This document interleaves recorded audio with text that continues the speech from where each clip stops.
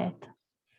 Bom, Então, vamos lá, mais uma palestra da Luísa Sampaio, que vai falar para a gente sobre análise de convergência para métodos de interpolação explícitos e implícitos em volumes finitos. Luísa, a palavra está com você. Muito obrigado. vou apresentar esse trabalho aqui, que acabou sendo o meu projeto de graduação, né? Para sumarizar aqui um pouquinho, eu vou começar com a introdução, falar depois sobre o código VAT, que é o código que a gente quer verificar, né? O Virtual Acoustic Tunnel. Falar como é feita a análise de convergência de malha, explicar um pouquinho sobre o problema físico do tubo de choque, né? Que a gente vai simular. Falar como ele é implementado, mostrar os resultados e algumas discussões, depois, por fim, as considerações, né? A verificação, né, é uma etapa que vem ganhando cada vez mais importância, né, porque vai ser justamente que vai dar credibilidade e confiabilidade para um código numérico, né.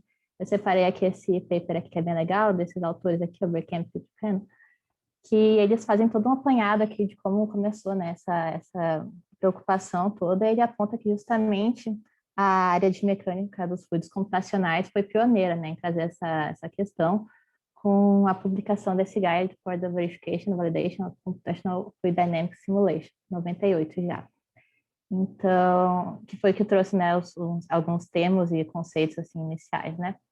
Bom, a gente pode dividir essa área de verificação em duas sub-áreas, né? Verificação do código, que vai ser a verificação de se seu código foi implementado corretamente, né? Um dos testes mais rigorosos aí estaria na verificação da ordem de convergência do método, e a verificação de resultados, né? A segunda aqui, que seria você comparar os resultados numéricos aos resultados analíticos da equação que você está modelando, por exemplo. Bom, atualmente, né, simulações são utilizadas para resolver uma gama enorme de problemas reais aí, e nem sempre é possível validar, né, que seria comparar os seus resultados numéricos com resultados experimentais. Então, por isso, a verificação, de novo, é bem importante. Em escoamentos compressíveis, principalmente, que é de grande interesse aqui do CA Lab, né, que é o Laboratório de Aeroacústica Computacional, é difícil você encontrar a ordem real do código igual à ordem de convergência formal dele, principalmente quando você tem uma solução que não é suave, né, onde você tem ondas de choque, por exemplo, e outras descontinuidades. E para explicar aqui um pouquinho do porquê a gente vai comparar métodos explícitos e implícitos, né, a gente tem que os métodos explícitos, eles são bem mais rápidos, assim, os cálculos, né, são computados bem mais rapidamente, mas às vezes eles são mais instáveis com relação a métodos implícitos. No entanto, como métodos implícitos envolvem uma resolução de sistemas de equações lineares, tem toda uma questão das inversões das matrizes, isso acaba aumentando muito o tempo de execução do código. Então, mas a gente continua insistindo em métodos implícitos justamente por causa dos avanços da computação quântica, né? Que pode oferecer uma alternativa aí para você conseguir fazer essa inversão de matrizes bem mais rápido e de maneira mais eficiente. Bom, os objetivos gerais desse trabalho, então, vai ser verificar a ordem de precisão, né? Como eu já disse, para os métodos de interpolação explícitos e implícitos, e investigar a relação também de custo-benefício aqui, o quanto a gente vai ganhar em precisão versus o quanto a gente vai perder ou não, né, em questão de recurso computacional gasto. Aqui, falando sobre o código VAT, é um código, né, que parte da discretização em volumes finitos das equações de Euler, no caso aqui unidimensional, na forma conservativa. Aqui a gente tem elas na sua forma vetorial, e a gente pode partir para uma discretização explícita ou implícita, né? Na forma explícita, a gente faz o cálculo do fluxo das propriedades, aqui é a definição a gente define a função de fluxo aqui, né? Através do cômputo do fluxo aqui na face esquerda, que seria na face esquerda, e da face direita aqui. Como aqui é unidimensional, só tem essas duas. Para isso, a gente vai precisar do valor das propriedades na interface, que é obtido através da interpolação de quarta ordem de precisão, aqui que foi desenvolvida pelo professor Pimenta, do Departamento de Engenharia Mecânica. Já para a função de fluxo no método implícito, a gente faz o cálculo direto aqui do fluxo das propriedades em cada volume de controle, utilizando esse sistema de tópicos aqui. Ele pode ser rearranjado aqui nessa forma matricial aqui, que é basicamente aquela equação, né, AX igual a B. E para resolver ela, você, então, tem que inverter essa matriz T, né, que é o custo computacional ali mencionado. Né? E por conta dos erros de truncamento, erros de discretização, entre outros, você vai introduzir uma dissipação numérica, que vai ser função desse CFL local, ou seja, quanto mais intenso o escoamento for, na região onde o escoamento é mais, os campos de velocidade são mais intensos, a dissipação também vai ser mais intensa. E essa dissipação aqui numérica também vai ser função desses sensores de pressão, massa específica e divergente, que são calibrados pelas constantes K aqui. Bom, as condições de contorno são empregadas através do método de fronteira imersa, onde você aplica as condições de contorno diretamente nos volumes, né, que possuem pontos da geometria, né? No caso aqui no dimensional, a gente só vai ter 2 pontos, 2 paredes, né? Uma à esquerda e outra à direita, nessas posições aqui indicadas, e a gente vai aplicar ali as condições de parede imóvel, fixa e impenetrável, e a condição também de parede adiabática. A gente vai aplicar aí essa fronteira imersa através dessas diferenças finitas progressivas de quarta ordem. A marcha temporal pode ser tanto feita pelo range curta, de terceira ordem, que era o que inicialmente estava implementado para esse código, ou pelo multistep, que a gente resolveu implementar depois para tentar diminuir um pouco o tempo de execução do código, já que ele é executado ele só tem um passo, né? Bom, a análise de convergência é feita através da extrapolação de Richardson, que é uma extrapolação que permite a gente conseguir uma aproximação ali da solução exata com ordem P+1, onde P seria a ordem formal do método. E com essa aproximação aqui, a gente consegue fazer o erro local, né? Tirando essa diferença aqui entre o que seria o valor de uma propriedade U aqui no nível de refinamento RH, menos o valor obtido através da extrapolação. E depois a gente consegue computar, então, a norma global do erro. O tubo de choque foi o problema que a gente resolveu simular, né, para poder fazer toda essa verificação. A gente escolheu esse problema porque é um problema bem antigo, né, já tem todas as suas... já é bem estabelecido, ele começou a ser estudado aqui em 1890 por Paul Vierre, e ele, para dar uma noção aí das aplicações, ele é utilizado para obtenção das propriedades termodinâmicas dos gases em temperaturas, né, e pressões extremas, né, ele também é utilizado no estudo da propagação de chama e de escoamentos, né, subsônico, transônico, supersônico. Bem, mas o que é o tubo de choque, né? Ele é basicamente um tubo bem longo que pode ter ou não seção constante, e ele é separado por uma membrana em 2 seções. Uma zona de alta pressão, que a gente chama de acionadora, e outra de baixa pressão acionada. Então, com o rompimento dessa membrana aqui, você vai ter, se a gente pegar aqui um perfil de pressão, né? Você vai ter a propagação de uma onda de choque aqui, da zona acionadora para acionada, e no sentido contrário, você vai ter a propagação de um leque de expansão aqui, que vai expandir o escoamento também, de uma pressão P3 aqui, está errado, uma pressão P4. E ao mesmo tempo também você vai ter elevação da temperatura conforme a onda de choque se propaga, e com a expansão do escoamento você tem também uma redução aqui da temperatura para essa temperatura T3. Então, aqui se você pegar o eixo X, né, do espaço e o T do tempo, você vai conseguir observar aqui uma propagação da onda de choque, uma propagação do leque de expansão no sentido contrário, e o que a gente chama aqui de superfície de contato, que seria como uma superfície imaginária que separa o escoamento que inicialmente estava a baixa pressão, à esquerda, do escoamento que inicialmente estava a alta pressão, na direita. Bom, para a implementação, então, dessa simulação, a gente precisava definir alguns parâmetros, né?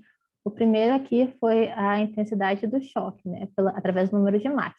Esse número de Mach foi escolhido igual a 1,5 para a gente conseguir visualizar bem o choque, já que o salto do choque ele é bem menor normalmente que o salto, né, inicial da temperatura, da pressão, desculpa.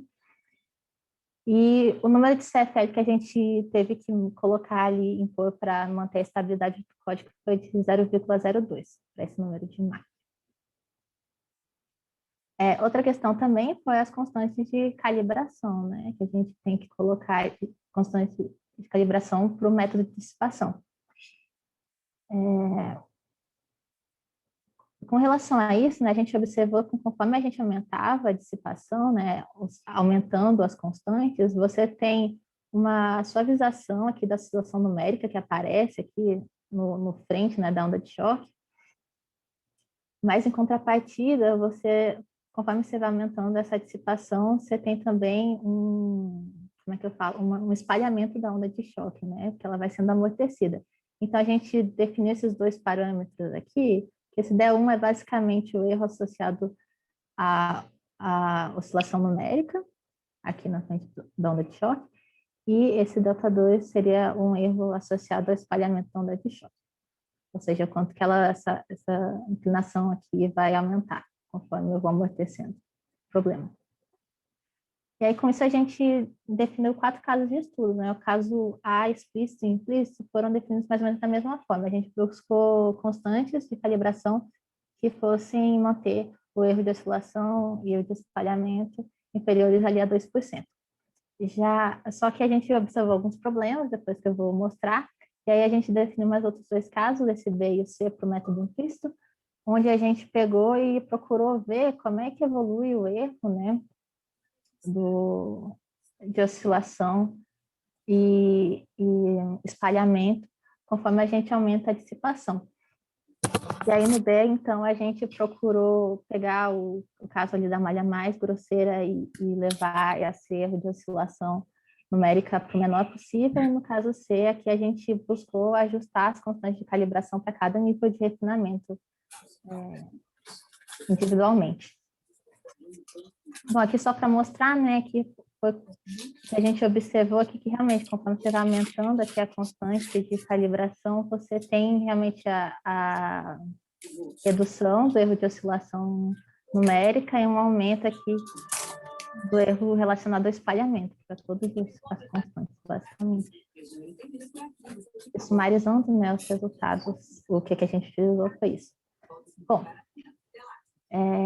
então vamos para a análise de convergência, né? A gente realizou essa análise de convergência em 7 níveis de refinamento. Como no método explícito ele é mais rápido, né, de rodar o código, a gente fez essa análise aqui do nível de refinamento H até o 32H, e no método implícito, que é mais lento, a gente usou só do 8H até o 64H, foi uma malha mais grosseira, né?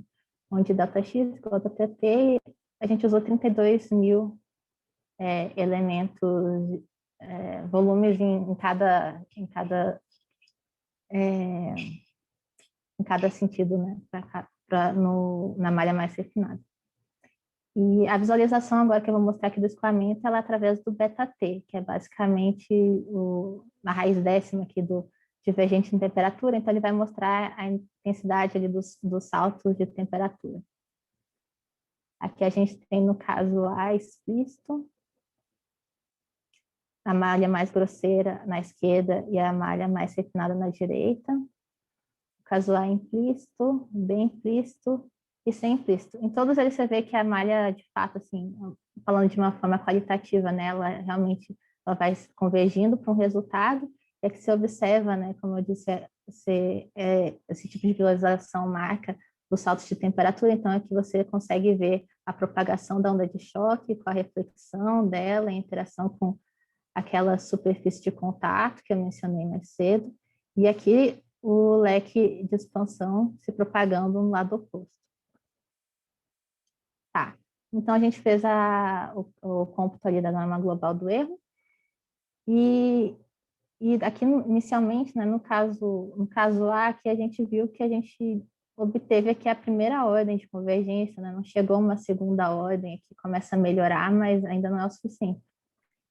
Mas o que não bate, né, com a nossa ordem formal, que a gente vai encontrar algo de quarta ordem.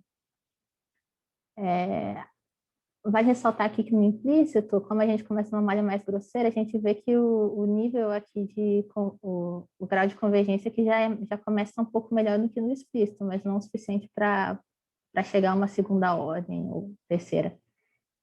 Então, a gente tentou aquelas outras duas abordagens que eu falei, o caso B e o C, mas mesmo assim acho que não foi o suficiente, né? Aqui no C talvez você vê uma coisa mais constante, porque a gente tentou ajustar ali individualmente para cada nível de refinamento, mas foi só isso. Para entender de onde então está vindo esse erro, a gente botou também o erro de discretização local de cada propriedade aqui da massa específica, da quantidade de movimento e da energia total. E em todas elas, lembrando que esse daqui é o nível mais alto de refinamento, né, a malha mais refinada, em todas elas você vê que o erro se concentra principalmente aqui na propagação do choque, aqui você vê também, em alguns casos, na superfície de contato, e um pouquinho no leque de expansão, mas principalmente os valores mais altos aqui, que é meio difícil de ver, mas os valores mais altos realmente estão nesse choque aqui, sobretudo antes dele refletir. Aqui é só um recurso para conseguir ver que realmente está sobre o choque. Bom, enfim, a gente não conseguiu, mesmo indo para essa abordagem aqui do caso B e do caso C, a gente não conseguiu melhorar muito mais, né, a questão da ordem de convergência. Então, a gente resolveu ir para um caso mais simples ainda, que seria o caso do choque estacionário, né, da onda de choque estacionária. E a gente resolveu, então, rodar essa simulação para o método explícito, com dissipação, já que ele não permite você zerar essa dissipação numérica, né? Conseguiu ver aqui a onda de choque, porém com várias perturbações aqui. Depois a gente foi para o método implícito, talvez um pouco melhor, mas o mais legal é que a gente conseguiu zerar a dissipação numérica no método implícito e o problema não explodiu, né? Não deu um overflow, algo do tipo. Então, a gente resolveu, então, fazer análise de convergência para esse caso aqui, ver o que acontecia. A gente fez essa análise nesses 5 níveis de refinamento. A gente realmente confirmou ali que, mesmo para o maior nível de refinamento, mesmo sem nenhuma dissipação numérica, esse resultado continua perfeito, digamos assim. E a gente plotou aqui a norma do erro global. E aí a gente consegue aqui que aqui de 1024 até 2048, né, volumes de controle, você já consegue aqui uma segunda ordem, quase uma terceira ordem de convergência. Então, a gente tirou desse resultado aí que talvez tenha alguma relação com o jeito que a gente faz faz a marcha temporal, né? Talvez se a gente pegar aí mas, enfim, talvez se a gente pegar um caso mais complexo, né? Não sei se seria interessante para verificar isso, mas por enquanto é isso. E a gente não botou aqui os resultados aqui para os níveis de refinamento maior, nem para a quantidade de movimento, né? Porque ele acabou dando menos infinito, né? Deu um overflow ali. A gente acredita que seja por conta de ter acontecido o erro serem tão pequenos, né, que acabou estourando a precisão de máquina. Então, a gente não conseguiu plotar, só tem esses resultados. Bom, aí com relação ao custo computacional, como eu tinha dito, né, o método implícito ele é mais custoso do que o método explícito, então a gente implementou o multistep para tentar reduzir um pouco esse tempo de execução. Bom, fizemos várias simulações aqui com diferentes combinações, tanto de dificulta multistep para marcha temporal e método explícito e implícito para a marcha no espaço, né? E a gente confirmou que, de fato, o método implícito ele é bem mais custoso aqui nessas linhas do que o método explícito. né? Então, a cada vez que você dobra aqui o nível de refinamento no método implícito, ele praticamente multiplica por 10 o tempo de execução, então é um gasto bem considerável. Mas uma coisa legal que a gente observou foi que o multistep ele realmente reduz em todos os casos, aqui nesse caso da linha embaixo, aqui do losango, e nos triângulos aqui, essa linha com triângulos, é o método multistep utilizado, você vê que ele reduz o tempo de execução do código. A gente fez aqui uma análise também mais qualitativa, né, de comparar assim, visualmente os resultados da simulação com cada método, e eles realmente são bem concordantes, né? E a gente observou também, que a gente vai ver aqui melhor, que o método implícito, para um mesmo nível de dissipação, ele tem uma oscilação numérica aqui bem menor do que no método explícito, tanto usando o range curta quanto o multistep. E no caso aqui comparando agora o range curta com o multistep, né, tanto para o explícito quanto para o implícito, meio que tanto faz usar um ou outro, né, que eles têm uma concordância muito grande e assim, verificando o arquivo de dados, ele realmente vai variar só lá na quinta casa decimal, aqui no caso da pressão. Bom, por fim, a verificação, né, a gente fez a verificação em 14 regiões aqui do escoamento. Primeiro, a gente fez aqui também uma simulação com o centro aqui, como se fosse a membrana, né, deslocada para a direita, para pegar também essa região aqui após a reflexão total do leque de expansão. E aí para tentar entender que aqui a gente tem, né, a propagação da onda de choque, como eu disse, com a reflexão, a superfície de controle, de contato, desculpa, aqui nessa linha mais escura, e o leque de expansão. Né? Separei 2 GIFs aqui para mostrar melhor o que está acontecendo no campo de pressão. Você tem aqui a propagação da onda de choque, a reflexão, tudo mais, a interação dela com a superfície de contato. E aqui nessa última simulação com o centro deslocado, né, a gente consegue pegar também esse patamar aqui depois da reflexão total do leque de expansão. Aí a gente foi comparando, né? A gente tirou como se fosse fatias aqui do